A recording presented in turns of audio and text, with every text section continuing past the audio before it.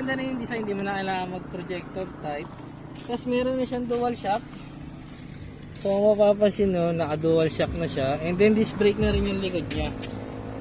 Tapos pagdating naman sa digital niya, sa panel, so ang maganda sa kanya kasi naka-digital panel. So meron ka ditong kilometer per hours, odometer, yung fuel niya, and then yung oras. So makikita mo na rin sa kanya. Tapos pagdating naman sa harap, so mapapansin mo yung ilaw niya,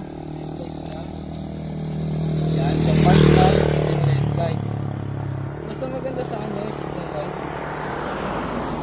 So lahat yan naka LED type na. Tapos sa harap, sensor na rin po yung ano niya, yung mismong gauge. Tapos disc brake din sa front. Tapos itong front max 130/60, kung malapad na siya, pwede na rin siya pang banking. Ayan. So maganda siya. So tari ka, testing natin siya. Let's go. Testing natin ngayon yung Easy Ride 150. Ito, testing natin yung ano niya, kung okay ba talaga siya sa mga sa andar. So ang masasabi ko lang sa kanya, smooth. Medyo madragging nga lang na konti, so pero pwede naman tong masolusyonan pagka yung lilinis, papalitan natin na panggilid. Pero so far maganda siya, oh.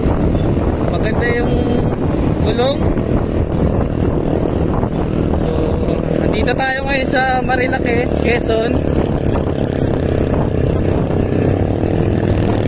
Yan. So testing natin yung busina. Malasa man.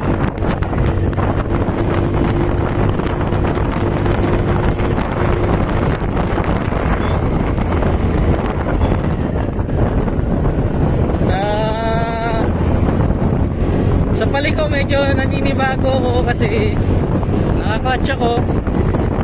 Ang hirap pala mag-ano ng paliko ng isisemplang ko na kaya to, hiram ko lang to.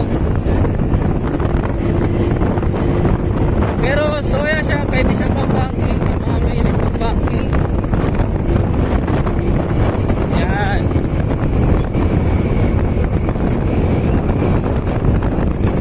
So hindi ko mabirit masyado kasi magalit yung may-ari bago pa lang.